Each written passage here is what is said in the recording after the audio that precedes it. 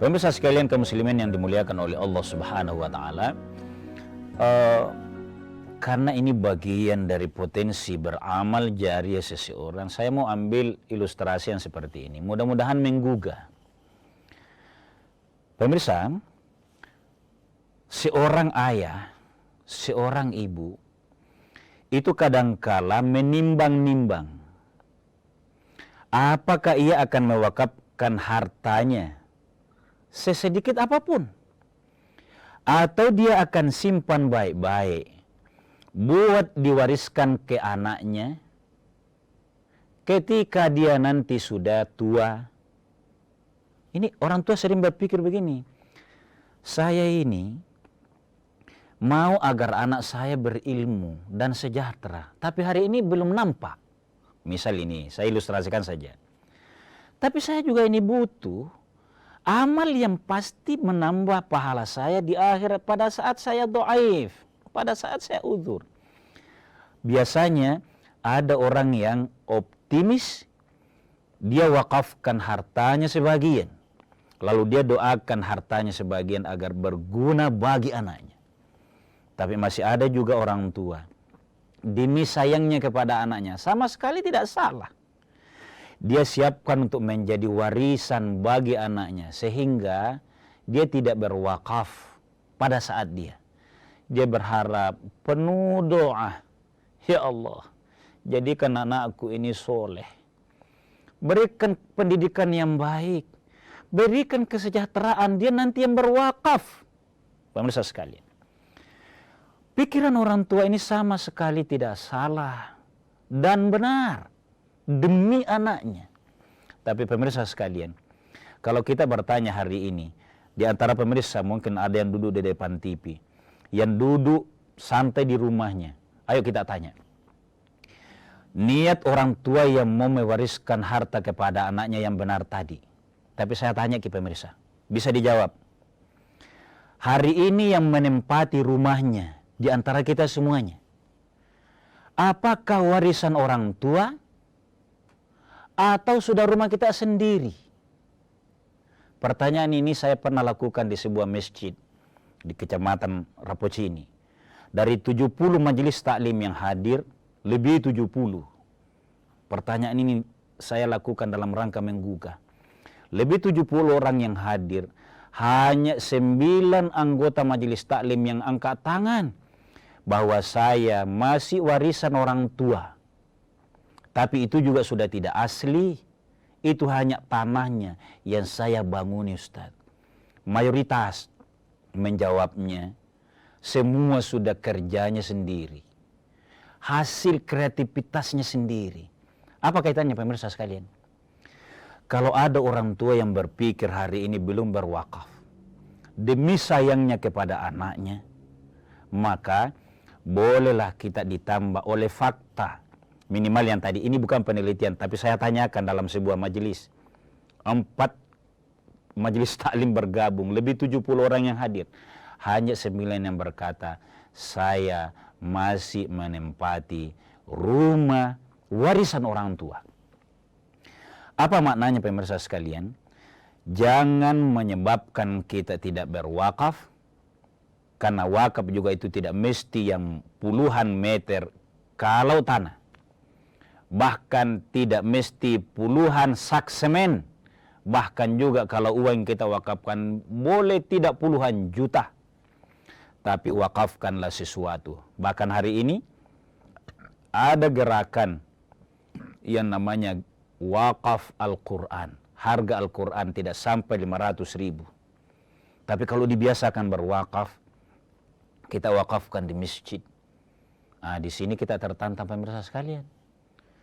Kalau umat sadar akan substansi wakaf, maka yang menantang kita semuanya adalah setiap masjid harus ada pengelola wakaf. Harus masjid, maaf ini, kita menggugah ini sosialisasi.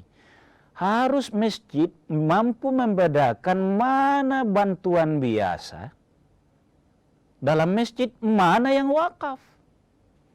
Sekali lagi, wakaf ini melibatkan manajemen yang baik. Itulah sebabnya dikenal dengan nama nadhir. Nadhir itu pengelola. Karena kalau ini terjadi, seseorang mau mewakafkan, tidak jadi. Karena mau diwakafkan ke masjid, tidak siap pengurusnya. Tidak siap panitianya. Bahkan kalau ada yang mau, wawasannya belum terlatih. Padahal saya harus kembali. Pengertian wakaf adalah melepaskan sebagian harta seseorang untuk ditahan bendanya. Maaf ini bahasa saya ini. Ditahan barangnya, tapi manfaatnya harus berjalan. Apa maknanya di sini? Harus ada kemampuan seseorang pengurus masjid itu mengelola agar hidup wakafnya seseorang. Saya kasih contoh. Yang terkecil saja. Kalau yang diwakafkan itu Al-Quran.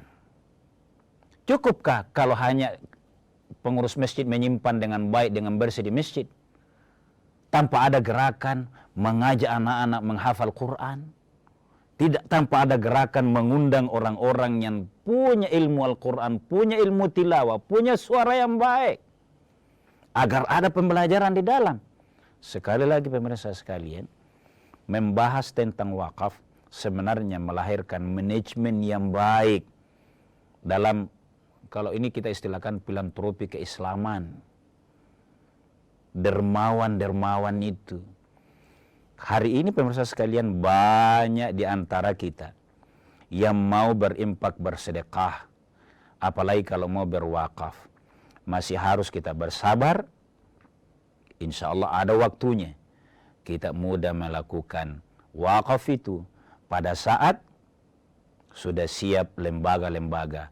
Kalau perlu las-las atau lawazis di masjid-masjid siap menerima karena ia siap mengelola, bukan hanya siap menerima. Wakaf pemirsa sekalian bukan zakat. Zakatlah saya katakan tadi paling mudah dikelola. Kenapa mudah Ustaz? Asal ada yang mau terima kasih. Ada yang mau terima kasih. Tapi kalau wakaf di sebuah masjid, di sebuah madrasah, di sebuah pondok, itu harus mampu terkelola secara baik. Itulah sebabnya negara melahirkan sebuah undang-undang tahun 2004, undang-undang tentang wakaf, undang-undang nomor 41 tahun 2004 yang mau memayungi niat ukhrawi, optimisme mau mendapatkan pahala jariah di sisi Allah Subhanahu wa taala dengan berwakaf, dan itu harus dikelola secara baik. Pemirsa sekalian kaum muslimin dimuliakan oleh Allah, sebagai catatan bahwa Islam sebagai agama senantiasa seimbang, mendorong kehidupan di dunia kita ini sukses, bahkan sejahtera. Tetapi kesejahteraan itu mengarah kepada dinikmatinya di surganya Allah. Salah satu caranya selain zakat, selain diwariskan ke anak yang soleh, selain hibah yang kita berikan secara biasa itu, bahkan selain infak dan sedekah, ada wakaf. Saya mau ulangi, wakaf akan menarik dikelola bagi sebuah lembaga, bagi sebuah departemen, bagi sebuah bangsa, kalau makin mau maju.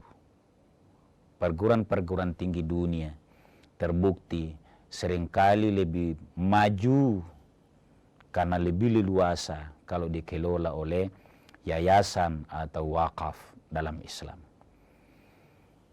Tema ini sengaja kita angkat pemirsa sekalian agar memotivasi kita melakukan wakaf di jalan Allah Subhanahu wa taala demi kehidupan bersama baik dunia maupun akhirat kita. Sekian dan demikian, mohon maaf atas segala kekurangan. Hadanallahu wa iyyakum ajma'in. Wassalamualaikum warahmatullahi wabarakatuh.